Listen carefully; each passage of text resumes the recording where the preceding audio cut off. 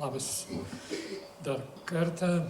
Tai valstybinė ligonių kasa nuo Liepos 1 susijungė į vieną organizaciją. Bendrai prasme, jums pagrindinis skirtumas tai buvo smulkūs sutrikimai Liepos mėnesį su mūsų mokėjimais. Bet tikimės, kad nedideli sutrikimai galiausiai išsivers į papildomą vertę, kai mes būsime greitesni, tikslesni, paslaugesni partneriams, geriau suvaldantys finansus ir duodantys daugiau naudos visai visuomeniai. Vienas iš darbų, kurį darėme susijungę, buvo kelios savaitės diskusijų apie strateginės kryptis, ką mes čia turėtume veikti. Ir labai man malonu pratęsti Nerijaus kai kurias mintis. Bandysiu jums trumpai pristatyti tą, ką ligonių kasų specialistai, vadovai kartu su konsultantais išdiskutavo. Tai čia ta pati skaidrė, kurioje matosi, kad kuo daugiau paprastai pinigų yra skiriama sveikatos apsaugai, tuo žmonės ilgiau gyvena, bet kai kurie gyvena su tais pačiais pinigais, gyvena ilgiau. Ir faktas, kad tai gali būti susiję su mityba, geografija, pacientų įpročiais ir gali būti, kad tai šiek tiek susiję su medicinos dalimi. Irgi jums nekartą matyta skaidrė, kurią mes šiek tiek naudojame savo diskusijose svarstydami strategiją. Trumpai priminsiu, kad mūsų nuomonė šiuo metu labai didelių problemų Lietuvos sveikatos sistemoje nėra. Yra buvę pandemijos, finansinės krizės, masinė gydytojų emigracija ir panašus dalykai, jų šiuo metu nėra ir ačiū Dievui.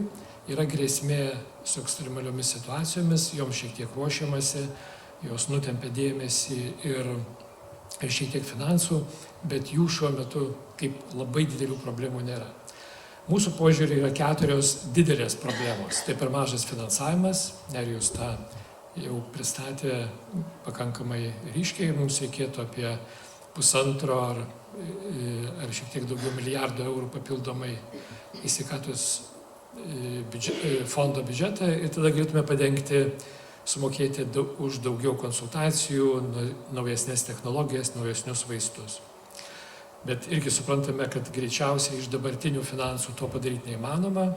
Jeigu visuomenė prasidėtų diskusija apie didesnius mokesčius, politikai ją teisingai pateiktų, argumentuotų, atsirastų argumentų už ir argumentų prieš, tai vėliau matyt galėtų išsivystyti ir didesnis finansavimas. Bet kol kas net ta diskusija dar nėra rimtai prasidėjusi. Pavyzdžiui, 1% punktas privalomo sveikatos draudimo nuo mūsų visų algų būtų apie 400 milijonų eurų per metus.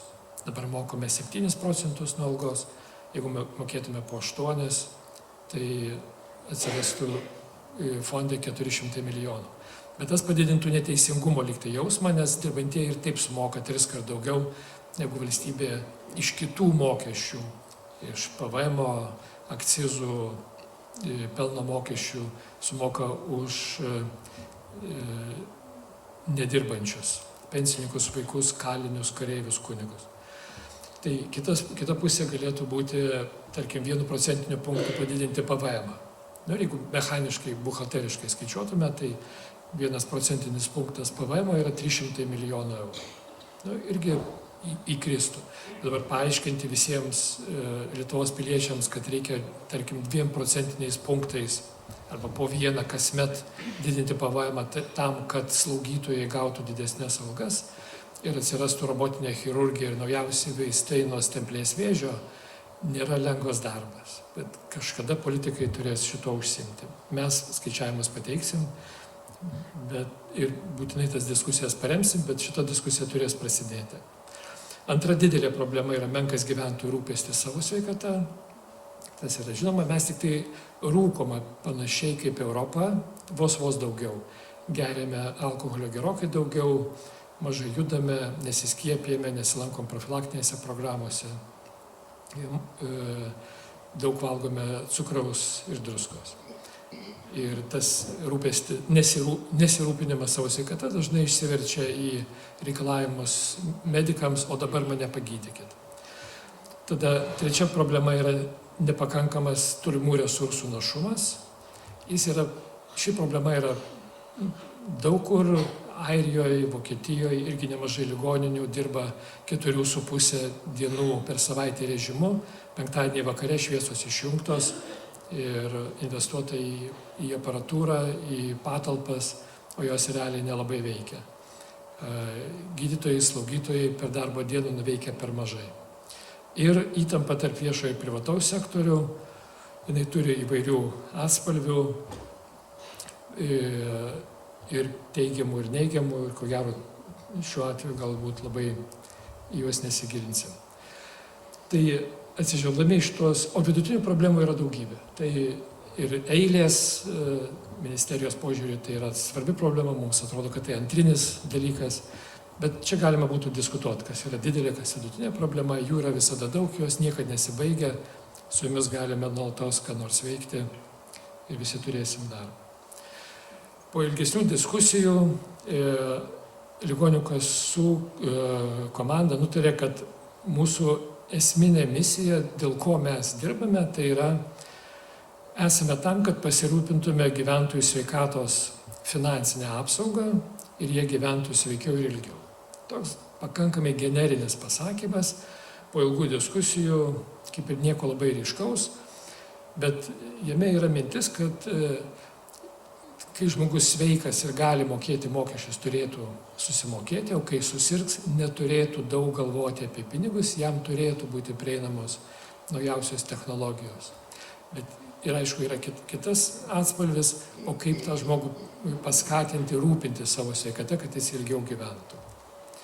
Ir jeigu su gyvenimo trukme yra šiek tiek lengviau, jinai gana lengvai suskaičiuojama, tai sveiko gyvenimo trukmė, čia dabar buvo keli pranešimai, bet jinai yra subjektyvi. Tiesiog žmonių klausimą, ar jūs jaučiatės sveiki. Ir tada galbūt nuo vitamino D ar nuo niūrumo laipsnio priklauso, kiek žmonių atsako, jaučiuosi sveikas, nesijaučiu sveikas. Tada klausima, kiek jums metų, ir tada iš vidurkių išvedami skaičiai, sakoma, lietuviai nesijaučia sveiki. Tai čia reikia suprasti, kad yra šiek tiek ir subjektyvumo tose skaičiavimuose. Bet gyvenimo trukmė be abejo, kad yra labai aiški. Atsakomybė, atvirumas, bendradarbiavimas irgi ganėtinai generinės vertybės. Bandome jas kasdien apie jas pasakoti ir manau, kad gal labiau iš mūsų darbų jūs tą pamatysite. Atliepdami Nerijaus prezentaciją apie tai, kad reikia daugiau finansų arba juos reikia kažkaip kitaip nukreipti, mes susitelkime į tą, ką patys galim padaryti. Manome, kad nemažai finansų, viešųjų finansų piliečių sumokėtų mokesčių yra iššvaistomi ir tie švaistymai įvairius tyrimų metu nurodomi 20–25% skirtingose pasaulio šalyse, tai manom mes nieko neypatingi ir pas mus tų pinigų išsišvaisto. Ir keliame ambiciją, kad padidinti finansavimo efektyvumą 10 procentinių punktų. Tai reiškia, manome, kad 30 metais fondas bus galbūt ir gerokai virš 5 milijardų, tai tikslingiau išleisti 500 milijonų eurų. Ir tam numatėme 5 strateginės kryptis, tą, ką realiai patys galime padaryti. Tai tobulinti mokėjimo būdus ir kainodarą, optimizuoti šeimos gydytojo darbą, mažinti stacionarinių paslaugų, didinti gyventojų sveikatos informatumą ir efektyvinti gydymo įstaigų veiklą. Pirmoji daly prie mokėjimo būdų ir kainodaros tobulinimo mes matome, kad labai atsiliekame su kainų ir mokėjimų metodų nustatymu ir daugybė kainų, kurios nors ir indeksuojamos kiekvienais metais, bet realiai buvo suskaičiuotos labai seniai. Arba mokėjimo metodai, tarkim, kaip geri darbo rezultatai šeimos gydytojams senokai nustatyti, šiek tiek pakeisti, bet irgi senokai išlieka tokie patys. Ir greičiausiai, čia kaip ir tokia žinutė ateičiai, kad greičiausiai tų pakeitimų kasmet bus vis daugiau ir daugiau. Tai, kad 25 metais keitėsi virš sutartinių sutarčių apmokėjimas, tai reikalai kaip čia tik pablogės. Tų pokyčių bus daugiau. Manome, kad didžiausias problemos yra, kad vis dar yra daug mažą vertę kuriančių paslaugų. Yra viena kita, kurios ateina iš viduramžių netgi, panašu į kraujo nuleidimus ir panašius dalykus, aiškiai neveikiančios jokiais tyrimais nepagristos metodikos, tarkim, akių pratimai trumparegiams vaikams. Nėra nei vieno įrodymo, kad jie veikia, mes mokam po 50 eurų ir yra už tokį darbą ir daugybė akių daktarų ir slaugytojus tuo užsiima. Visiški burtai. Bet ir daugiau panašių dalykų yra, tiesiog juos reikia atrasti ir ištaisyti. Bet tam reikalingos metodikos, kaip tą padaryti. Paslaugos įstaigose teikiamos taip, kad būtų gaunamas pats didžiausias įmanomos pajamos. Ir labai suprantamai, gydymo įstaigos yra atsakingos, kad galėtų išmokėti algas, išlaikyti patalpas, investuoti į priekį. Ir jeigu galima koduoti šiek tiek sudėtingiau, koduoja šiek tiek sudėtingiau. Šiemet, tarkim, labai susikomplikavo bariatrinė chirurgija. Čia apie 1000 operacijų per metus padaroma, 4 didelės ligoninės jas atlieka, vienoje nepasikeitė, o 3 visi pacientai, buvo apie 20% pacientų komplikuotų, dabar apie 50%. Toks buvo ir staiga pašoko. Aišku, 900 eurų papildomai nesimėto. Kita problema yra, kad yra nesubalansuotos pačios kainos ir mes jų perskaičiam apie 10-15% kasmet. Tai reiškia, kad realiai kainas perskaičiam kas 10-7 metus. O savo keliame tikslą, kad tą reikėtų daryti bent kas 3 metus. Po to kasmet indeksuoti kainas, bet giliai perskaičiuoti jau kiek darbo užmokesčio, kiek investicijų, kiek echoskopo nusidėvėjimo, kiek patalpų ir panašias dedamasias, turėtume greičiau ir tiksliau, kad jums teisingiau atlygintume už darbus. Pagrindiniai veiksmai - stiprinti VLK analitinius pajėgumus, kuriame skyrius bandome suprasti metodikas, bandom prieiti prie valstybės duomenų agentūros didesnių ežerų, prijungti sodros duomenis prie mūsų jau turimų, kad suprastume apie nedarbingumus ir panašius daiktus. Norime skatinti gydymo įstaigas, tobulinti jų turimas IT sistemas, planuojame pradėti mokėti papildomai už IT brandą ir kuo daugiau, kaip atskiras tarifas būtų tiesiog, kad kuo subtiliau ligoninė ir daugiau investavusi į IT sistemas, tuo didesnį papildomą mokestį gautų, kad turėtų iš ko tas investicijas daryti. Derinami su VASA agentūra, kad suprastume, kaip tą galėtume padaryti.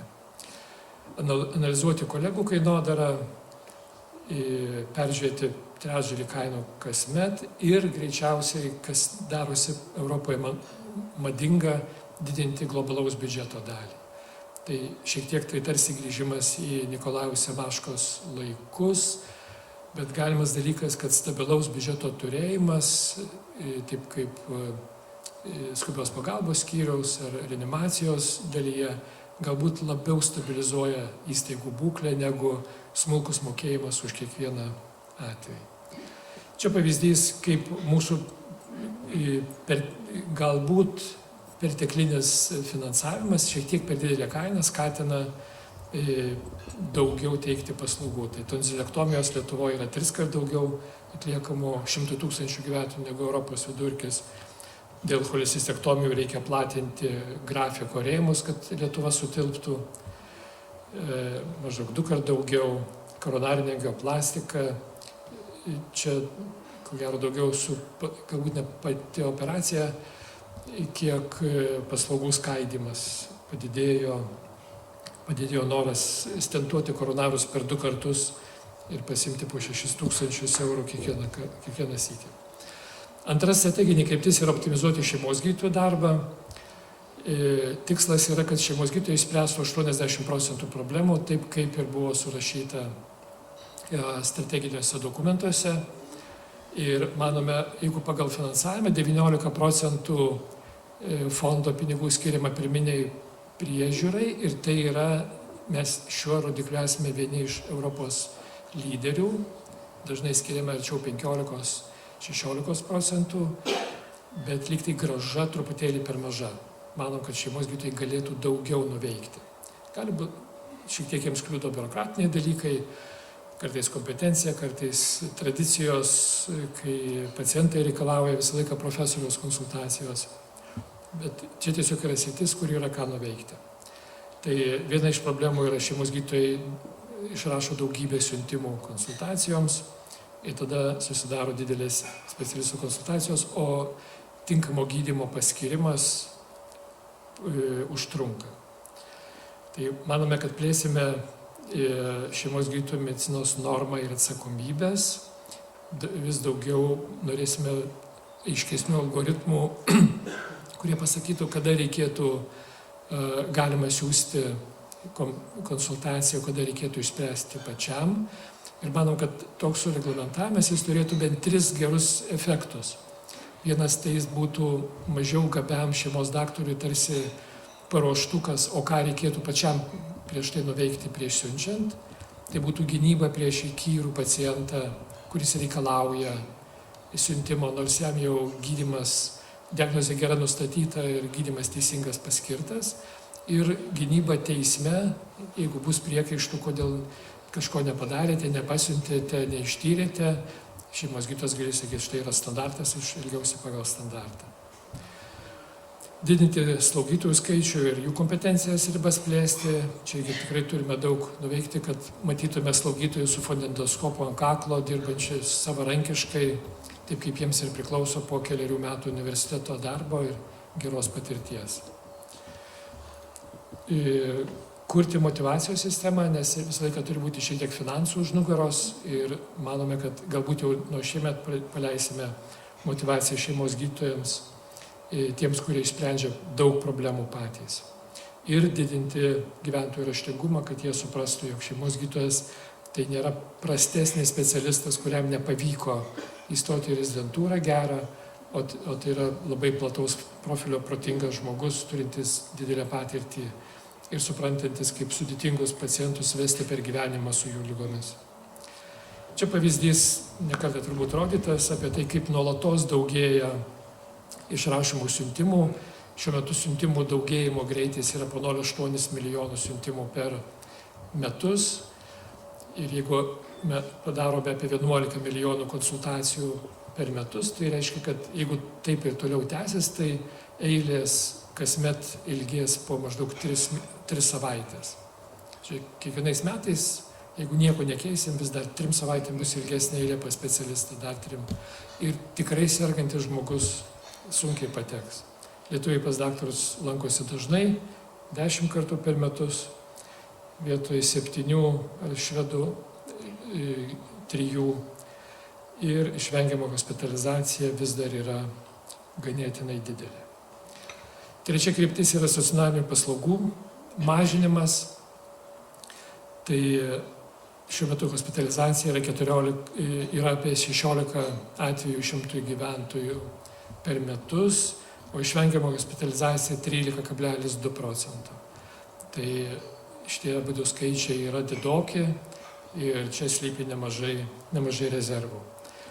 Tai irgi žinome, kad išvengiama hospitalizacijoje į tuose dideliuose skaičiuose dalyvauja 4 žmonės. Tai pacientas, kuris prastai laikėsi gydytojo nurodymų, negėrė vaistų, nekeitė gyvensenos, šeimos daktaras, kuris tingėjo, nemokėjo, ar tiesiog nepasisekė susitvarkyti su paciento sveikata, konsultantas, kuris kažką pražiūrėjo, arba į ligoninę, kuri norėjo pasiguldyti pacientą, nesudėtinga, tiesiog, kad užsidirbtų pinigų. Dabar atskirti kiekvieno atveju, kur yra teisybė, ar tai buvo užleistas žmogus su širdies nepakankamumu anksčiau, ar ligoninė, bet kurį per šiapus tvoros atėjusį pagauna ir pasiguldo, kad išgyventų, nėra taip lengva. Bet greičiausiai bendros pastangos galėtų tą šiek tiek sutvarkyti. Mūsų apmokėjimo sistema irgi nėra visiškai subalansuota ir čia tie globalūs biudžetai irgi galėtų šiek tiek padėti, nes ligoninės jaustųsi stabilesnės, nereikėtų gaudyti bet kurio vaiko su tonzilitu ir 2 savaitės gydyti. Ir skubios pagalbos skyriuose, ko gero labiausiai beviltiška yra bandymai sureguliuoti, nes bendri tyrimai Didžiosios Britanijos, Singapūro rodo, kad kuo labiau pagerinę skubiaus pagalbos skyriaus darbą, tuo daugiau žmonių jį kreipiasi ir tuo eilės pasidaro didesnės, nes tai yra tiesiog labai gera vieta gauti greitai pagalbą. Tai manom, kad skatinsim šeimos gydytojus, šiek tiek keisime skatinimą už išvengiamas hospitalizacijas mažesnės, sieksime, kad kažkokiu būdu įstaigos bendradarbiautų, tie sukurti sveikatos centrai lyg tai tą turėtų paskatinti, bet kol kas didelio efekto nematėme. Švieslentės ir visokie grįžtamasis ryšys ir palyginimai yra svarbu ir tikrai padeda. Mokėjimas už pacientams sukurtą vertę, apie jį daug kalbama, bet gerų pavyzdžių nelabai yra. Ir šiek tiek, čia kur minėjau, nepalankų apmokėjimą su paslaugų skaidimu tikrai reikėtų padaryti.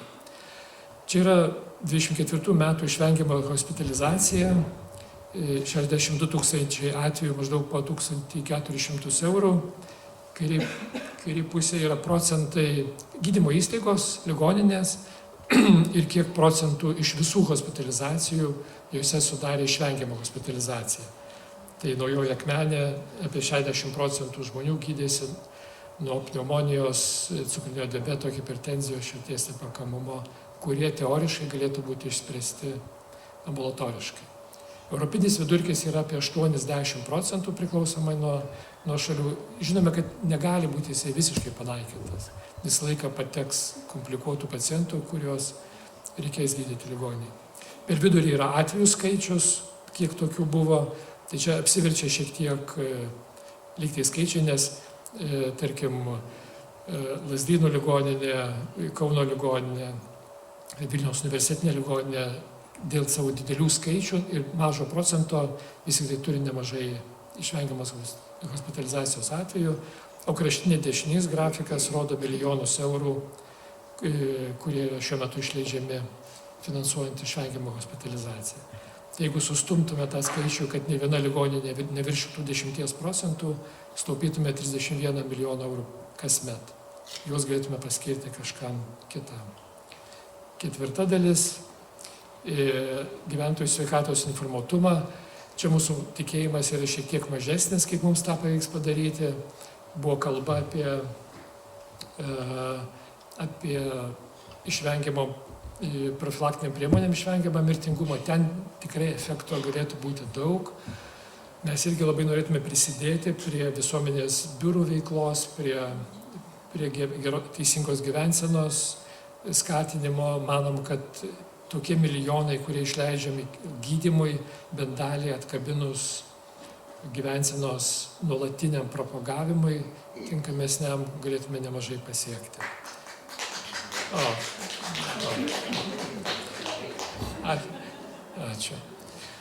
Tai čia yra pavyzdys, kaip atrodo vaikų profilaktiniai tyrimai, gripo skiepai ir dauguma profilaktinių programų. Mes neišsimušam iš 40–50%, o tikras efektas, sakoma, kad prasideda tada, kai apie 70% gyventojų dalyvauja tose programose. Bet aišku, kad čia reikia įveikti ir atstumo laiko įvairius barjerus, kad tie dalykai pajudėtų.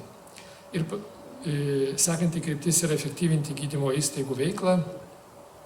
Tai matome, kad dalis gydymo įstaigų dirba nuostolingai ir kai kurioms tai yra sisteminės problemos, kai mes tiesiog sumažėjus paslaugų mes per mažai sumokame, kad gydymo įstaigos išgyventų.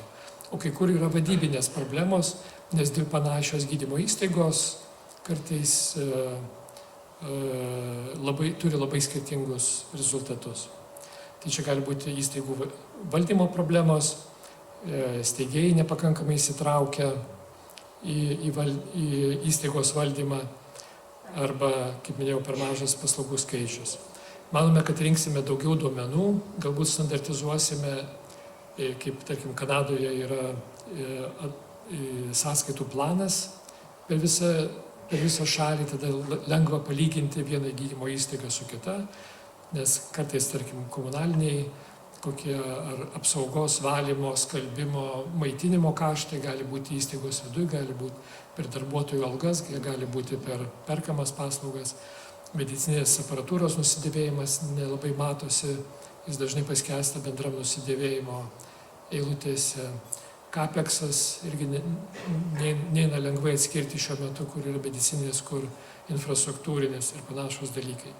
Tai mes manome, kad didelių įstaigų nenustebinsim, Santarų Kauno poliklinikos ir Vilniaus rajono poliklinikos tikrai su savo analitiniais gebėjimais nenustebinsim, jie turi dar geresnių lentelių, skaičių ir analitikos, bet vidutinėms ir mažoms ligoninėms, gydymo įstaigoms, jeigu sugebėsime išdirbti greitas ataskaitas ir jūs vidury mėnesio gausite kažkokį įvertinimą, kaip jums sekėsi palyginant su kitomis įstaigomis, palyginant su jumis pačiais praėjusį mėnesį, ne po metų kažkada, bet pakankamai greitai, tai gali būti papildoma vertė gydymo įstaigoms susiorientuoti, ypač toms, kurios neturi galimybių pasisamdyti duomenų analitikos. Tai čia pavyzdys, teikime vienu metu tokius palyginimus tarp Santaros ir LSMU klinikų. Čia esmė galbūt ne tie skaičiai, bet tiesiog kaip pavyzdys, kad įvairius dalykus galima analizuoti, juos teikti ir iš to įstaigos kartais turi naudos. Klinikų atveju greičiausiai ta nauda nebuvo didelė, nes abi tai didžiulės įstaigos apie save daug daugiau žino negu mes. Tai tiek apie strategijas ir bendras kryptis, lauksiu kritikos ir aštrių komentarų. Dabar trumpai apie 25 metus kažko labai pasakyti nėra, nebent tai, kad pinigų nėra ir visiems tik sumokėsime taip, kaip iš anksto esame pažadėję. Tai tik. Jeigu užteks taip, kaip nubraižėm, tai džiaugsimės. Paskutinėje eilėje yra su 30% apmokėjimų neprioritetinis stacionaras. Tai gali būti, kad ten bus ne 30, o 28% ir panašiai, jeigu mums pritrūks keleto milijonų. O visą kitą manome, kad išteksime ir sumokėsime. Bet kalbu apie tai, kad kažkam asmeniškai daugiau, niekaip tokių dalykų. Vienas dalykas, kad taisyklės yra ir jų reikia laikytis. Ir tas, čia tokių, nenoriu sakyti kolchozinis toksai, bet truputį iš praeities ateinantis buvo šiek tiek komunikacijos pastaruoju metu mūsų ligoninė labai gera, mums kaip nors papildomai sumokėkit. Negalim sumokėti, taisyklės yra visiems vienodos. Galim diskutuoti apie taisyklių neteisingumą ir jas pakeisti, bet jau kai turim taisyklės, tai turime laikytis visiems vienodų. Dabar dėl 26 metų. Tai sutarčių, ir 3 skaidrės, liko, nebevarginsiu. Sutarčių sudarimo tvarka lieka ta pati. Jis yra patvirtinta ministro, keletą metų labai nesikeitė. Vienintelis pakeitimas, kad vietoj 70-30 periname prie santykio planavimo 50-50. Tai reiškia, 50% būsimos sutarties priklausys nuo buvusios sutarties, o kitas 50% nuo fakto arba poreikio. Poreikis skaičiuojamas taip, kad jeigu yra kažkokių paslaugų regione, kurių yra suteikiama mažiau negu Lietuvoje vidutiniškai, tai poreikis tame regione yra uždidinamas. Tai tokiu būdu, jeigu yra konkrečių paslaugų atsilikimas, MRT, konsultacijų, endoprotezavimo ar panašiau, tai būtent ant tos paslaugos tam rajone bus šiek tiek kilsteltos ir santykio pakeitimas iš 70-30 į 50-50 labiau priartina prie realybės.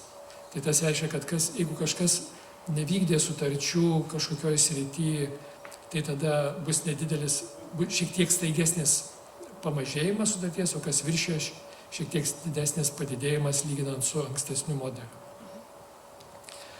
Virš sutartinių paslaugų apmokėjimo tvarka nesikeičia, išskyrus vieną vietą norime pakeisti konsultacijų apmokėjimą ir apjungti išplėstinės ir kitas konsultacijas, apmokėti 100%, bet nedaugiau kaip plus 50.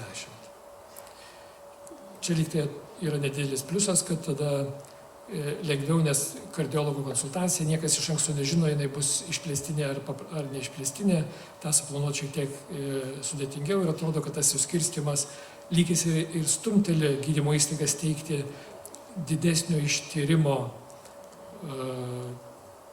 linkme, bet tarsi šiek tiek ir nubaudžia tame planavimo neapibrėžtume. Esami baziniai mokėjimai už skubę pagalbą bus padvigubinti, nes dabar mokėdavome ligonėms už skubę pagalbą už vieną atvejį, bazinį mokėjimą kas mėnesį ir vieną dar didelį mokėjimą lapkritį. Algas, kadangi reikia mokėti kas mėnesį, tai tiesiog padvigubinsime mėnesinius mokėjimus nuo sausio ir kiekvieną mėnesį sumokėsim dvigubai didesnį bazinį mokestį, plus indeksuotą mokestį už kiekvieną atskirą atvejį.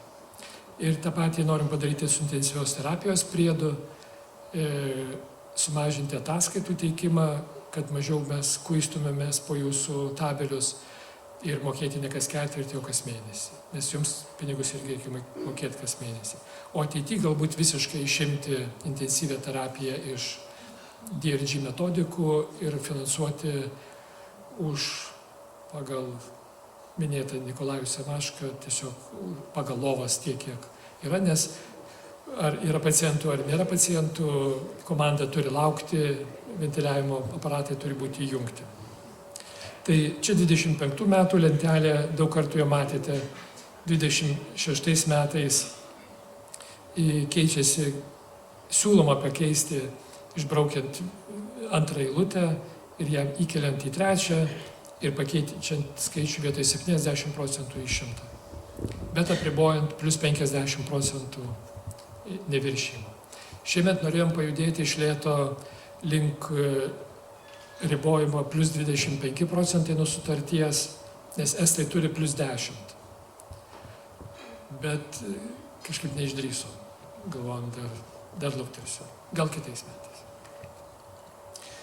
Ir paskutinis daiktas, tai aprašuose ir kainynuose aktyviai tikslinsime medicinės indikacijas, nes vien tik tai finansiniai ribojimai, kai pasakome, už per daug paslaugų neapmokėsime, už dar kažką mokėsime mažiau, matome, kad jie nėra visada sąžiningi.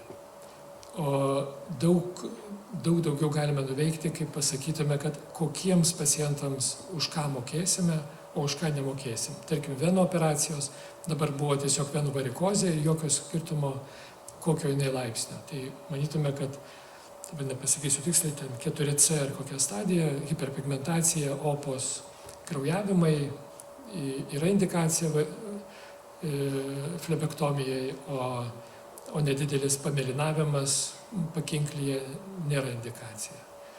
Tai tokiu stilium, ko gero, arba cholecystektomija, irgi tulžies pūslės turėjimas neturėtų būti indikacija cholecystektomijai ir tada bandom suderinti su specialistais, kas galėtų būti, kiek turėtų būti kolikų ir kokio dydžio šešėlėje, echoskopijoje, kad tikrai reikėtų tą pūslę šalinti. Šeimos gydytojų finansinis skatinimas, jeigu jie išsprendžia daug problemų ir išrašo mažai siuntimų, tas greičiausiai dar diskutuosim, bet ko gero įsigalios nuo Liepos. Tai čia būtų, jeigu suderinsim, čia būtų apie 1000 eurų kas mėnesį pilnam šeimos gydytojo etatui, jeigu jis išrašo mažiau kaip 200 siuntimų per mėnesį. Ir tai yra maždaug 15% pamažėjimas, labai toli nuo to, ką mes norėtume per pus sumažinti siuntimų išrašymą, bet žinome, kad per vieną kartą per daug negalima užsimoti.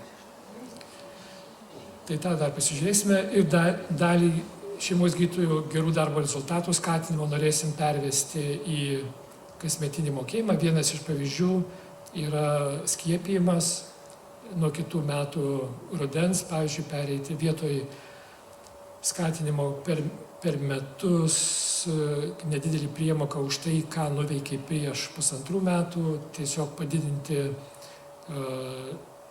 tarkim, vyresnių žmonių nuo gripo skiepimo skatinamą į priedą vietoj 6 eurų, kokius 36 eurus, ir tada pasidaro labai pelninga tą daryti ir manau, kad tokiu būdu teisingiau atlyginsime už darbą slaugytojams ir gydytojams. Ir paslaugų kainos indeksuojamos nuo užvakar, aiškiai, nuo gruodžio 1 dienos, tai sausio mėnesį, kai jau mokėsim gruodžio sąskaitas, jos bus paindeksuotos, indeksai įtraukta priklausomai nuo paslaugų struktūros, plus 3% į gydytojų atlyginimų kėlimui, plus 8 slaugytojų ir plus 3,2% infliacijai. Tai priklausomai nuo struktūros paslaugos, čia bus apie 5,2–5,7 maždaug procento visų kainų padidinimas. Ir keletos daiktų kainos nedidės, tame tarpe dienos chirurgija. Tai ta aukšta nata, leiskite baigti. Dėkojame direktoriui už tokią išsamią apžvalgą, detalę. Ačiū, kad pasidalinote rūpesčiais ir džiaugsmais. O dabar laikas apžvelgti tuos rūpesčius ir džiaugsmus ir galbūt jūs turite klausimų, pastebėjimų. Taip, prašau, minutėlę luktelkit.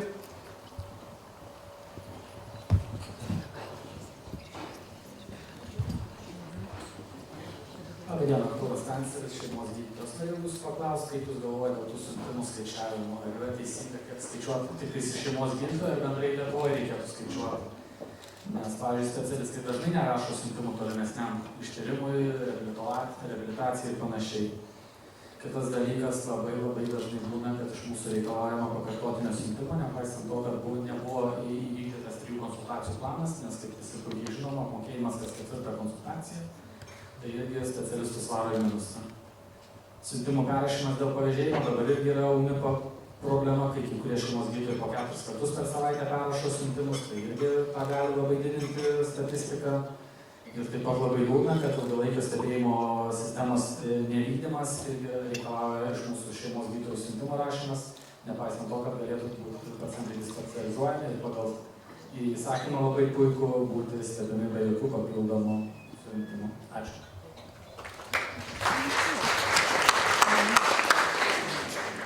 Labai teisingos pastabos, jas visas žinome. Dėl biurokratinių dalykų, tai aišku, juos reikia išgaudyti ir, tarkim, receptų rašymas atrodo, kad yra sugrąžinamas šeimos daktarui vis labiau kiekvieno aprašo peržiūros metu. Dėl prievartos rašyti siuntimus, nes kardiologas nori už kiekvieną konsultaciją gauti mokėjimą, o ne už epizodą, taip kaip esame nustatę. Tai čia yra tikrai plona riba tarp bendrininkavimo nusikaltime ir kolegos prievartos gydymo įstaigos vadovo pozicijoje šitoje vietoje. Ir čia kažkokiu būdu reikės mums iš lėto tartis, bet faktas, kad neteisybės tikrai nemažai yra. Vidutiniškai specialistų yra maždaug 1,4 vizito vienai konsultacijai, tai nors sakom, kad už 2–3 nemokam, bet reiškia, už tą visą vizitą, lygtai, už epizodą lygtai jau sumokėta ir įskaičiuota priklausomai nuo, tarkim, vaikų kardiologas 1,2, kardiologas 1,4, kitų yra 1,5 vizito vienam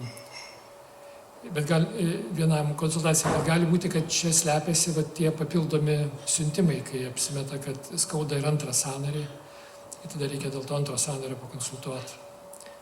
Tai čia bus sunki vieta siuntimų, tai patys specialistai gamina vis daugiau siuntimų. Tai ten pokalbiai irgi bus nemaži, bet greičiausiai tas vyks per aprašus ir iš lėto per kultūros keitimą. Taip kaip korupcija iš lėto išnyko, parodžius privačioms gydymo įstaigoms, parodžius pavyzdį besikeičiant kartom ir pacientų, ir gydytojų, taip manom ir šitą vietą išlėtų tiesiog keisis, o apie ją daug šnekėsim. Ačiū. Taip. Diena, Tomas Jaušas, Antros klinikos. Visų pirma, tai labai ačiū už keletą tikrai daug vilčių teikiančių ir ilgai lauktų pakeitimų, ypatingai apie kasmėnesinius mokėjimus. Žymiai smagiau nelaukti metus laiko už tą darbą, kurį atlikom sausį, gauti atsiskaitymą lapą. Tikrai labai džiugu. Mano klausimas yra toks, atsiprašau iš anksto, už ilgą ir supintą, iš dviejų elementų. Vienas, jūsų minėta iniciatyva ir manau tikrai sveikintina apie informacinių technologijų brandą ir investicijas į tą klausimą. Ir su juo labai susijęs klausimas yra apie išvengiamą hospitalizaciją. Nes kai kalbam apie senstančią visuomenę ir hospitalizaciją, tikriausiai visi susitarsim, kad sveikų pacientų, kurie turi vieną ligą, praktiškai nebeliko. Standartinis pavyzdys - pacientas sergantis antro tipo cukriniu diabetu, šiek tiek nutukimo, šiek tiek inkstų nepakankamumo, šiek tiek širdies nepakankamumo ir jisai atsigula dėl to, kad jam trūksta oro. Tai dabar kas čia, kokia diagnozė? Stazinis širdies nepakankamumas, pneumonija, ūmus ant lėtinio inkstų nepakankamumo ar gripas. Tai ir pasirinkimas tokiais atvejais dažnai nukrypsta net nebūtinai į tą dominuojantį klinikinį, nes praktiškai atsakymas yra visos tos diagnozės gali būti teisingos tuo konkrečiu atveju, o nukrypsta į ten, kur yra geriausias apmokėjimas, tada uždedam stazinį širdies nepakankamumą ir po to turim visą mūsų statistiką, kur patys nežinom, čia išvengiamas ar neišvengiamas. Iš esmės mums reikėtų galvoti apie hospitalizacijos kriterijus ir išvengiamumo ar neišvengiamumo kriterijus pagal fiziologinį nuokrypį. Iš tiesų yra sunkiai hipoksėmija, reikalinga deguonies terapija, reikalingi intraveniniai antibiotikai, ir tie yra kriterijai, kurių reikia. Kitais atvejais pati pneumonijos diagnozė iš esmės nieko nesako. Ir tam, kad galėtumėm tą padaryti kaip sistema, tam reikia informacinių technologijų brandos, kad mes galėtumėm gauti, jūs galėtumėte gauti šaltinius duomenis, kad žinoti, ar tikrai tam pacientui konkrečiam su pneumonija vis tik tai, ar jisai turėjo tą fiziologinį nukrypimą guldymo metu ar neturėjo. Ir tai mano pirmas klausimas yra, ar matytumėte poreikį, ar galvotumėte įsivertinti galbūt objektyviau tai, kaip mes skaičiuojam išvengiamą, neišvengiamą hospitalizaciją. Ir kitas klausimas vis tik tai, kaip ir minėjot, yra įstaigos, kurios turi labai aukšto lygio informacinių technologijų brandą ir galėtų ją pasinaudoti. Ir turint, pavyzdžiui, vieningas sistemas, bet jau regiono lygyje, mes turėtumėme ir informacijos apie pacientus apsikeitimą, kada pacientai juda tarp įstaigų, ir turėtumėme vienodas išeitis ir matavimą, ir jūs gautumėte žymiai daugiau struktūruotą informaciją ir žymiai greičiau. Tai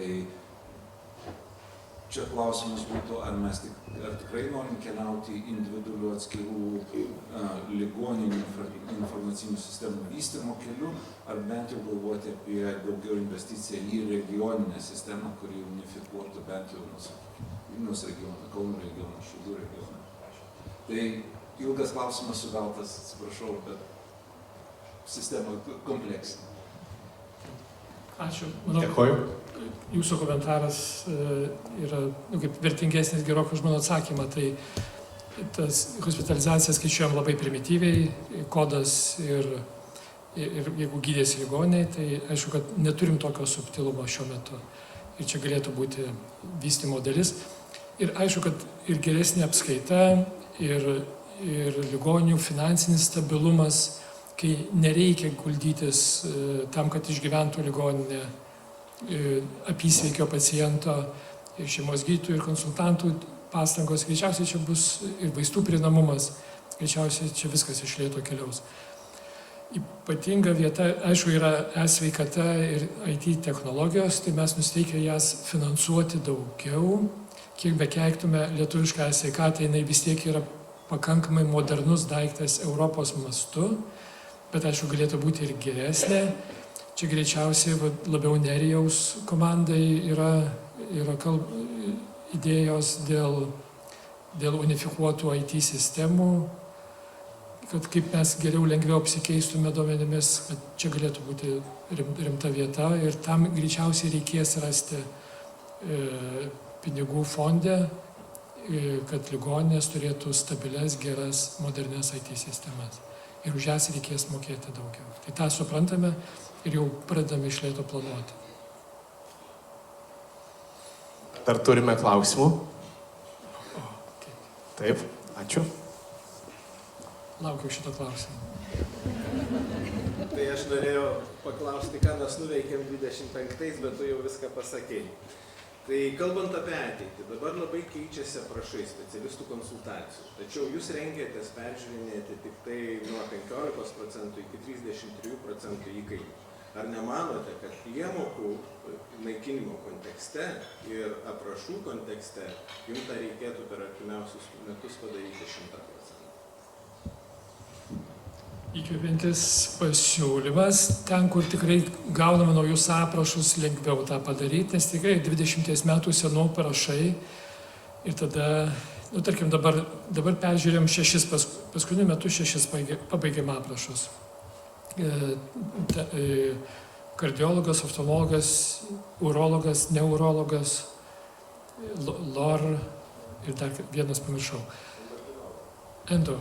Ko gero, nes po nauji aprašai yra įdėta, kokia aparatūra privalo būti, tada žinome, ką privalo atlikti, tada iš to skaičiuojame minutes, tada ginčiamės, kai 10 įstaigų parašo labai skirtingus skaičius, tada pritaikome ekspertinį tokį vertinimą, kartais suskaičiuojam aparatūros kainas, nusidėvėjimus, intensyvumą. Tai tikėtina, čia geras komentaras, kad pastumti šitos darbus į priekį. Vietoj kažkokių kitų darbų, būtent konsultacijas. Ten perskirstimas nėra labai milžiniškas, didesnis yra gal 3 lygio konsultacijoms ir ten žinau jūsų komentarą dėl nesažiningumo tarp 2 ir 3 lygio paslaugų, kurį irgi reikės išspręsti kažkada. Nes šiuo metu labiau mokama pagal gydymo įstaigą negu pagal realiai atliktą darbą. Ir tada teisingiau įkalkuliavus galbūt patirtį ir kažkokią kvalifikacijų kategorijų neliko. 1, 2, 3 aukščiausios kategorijos daktarų nebelikė. Tai turbūt tik tai aparatūra ir tyrimai galėtų labiau atskirti, kas yra 2, 3 lygis. Tai užuomina gera, nelengvai padaroma, bet teisinga. Ačiū. Taip, dar mačiau gale klausimą, tai matau, puiku, toj prieisiu prie jūsų. Norėjau perspėti, kad turime laiko dar šiam vienam klausimui, o kiek vėliau, pertraukos metu, jeigu dar norėsite pratęsti diskusiją, galėsite laisvai diskutuoti. Turėsime šį kartą šiek tiek ilgesnę pertrauką, būtent tam ir skirtą. O dabar keliauju prie jūsų paskutinio klausimo. Prašau.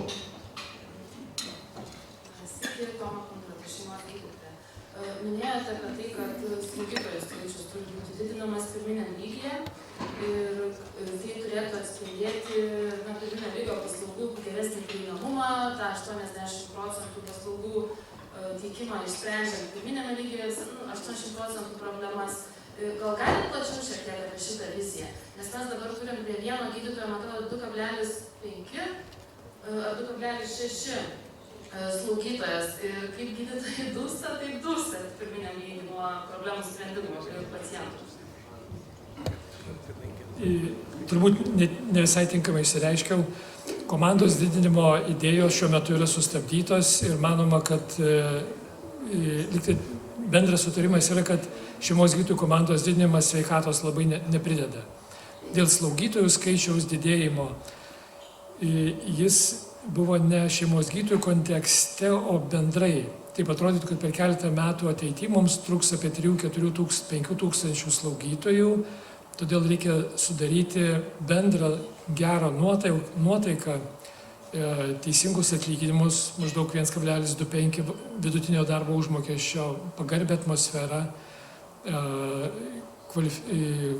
kvalifikacijos kėlimo galimybės, karjeros galimybės specializacijos galimybės slaugytams, kad tai pasidarytų įdomesnis darbas už kosmetologą, fūros vairuotoją ir panašiai. Ir mes gautume protingų, įdomių, rūpestingų žmonių, kurie ateitų į šitą sritį. Nes bendrai prasme tai sunkus darbas ir be viso šitos bendros aplinkos niekaip mes tų slaugytojų skaičiaus bendro nepadidinsim. Bet šeimos gydytojo komandoje slaugytojų didinimo, kiek žinau, nėra tokios idėjos, kad uždvigubinti slaugytojus. Komanda 2,6, bet bendra komanda. Ir ko gero dabar nebebus didinami įkainiai už dar didesnę komandą, nes atrodo, kad jie didelės vertės nesukuria. Bet savarankiškai dirbantis slaugytojas šeimos gydytojo komandoje su atskiru kabinetu, telefonu, kompiuteriu, išrašantis receptus, skambinantis pacientams, juos primantis, vertinantis kai kuriuos tyrimus, skiepijantis, nukreipiantis į profilaktinės programas, pratęsiantis kompensuojamus receptus, čia yra didelė vertybė. Ir jiems reikėtų išjudinti, kad jie tuos sudėtingus darbus darytų ir tinkamai už juos atlyginti. Tai čia ko gero yra ateitis. Tarkim, Vilniuje vienoje poliklinikoje žinome, kad apie pusę su šeimos gydytojais dirbančių slaugytojų turi savo kabinetus, o kita pusė neturi. Aiškiai, dirba tam pačiam kabinete, aišku, kad jie negali savarankiškai dirbti. Ir jie tada daug mažesnę vertę papildomą sukuria. Jie spausdina kažką, padeda, bet realiai tai yra šiek tiek per menkas darbas pagal slaugytojų išsilavinimą. Dėkojame visiems. Labai mandagus klausimai, tikėjausi truputėlį aštriau, bet ačiū Jums labai. Dėkoju už mandagius klausimus.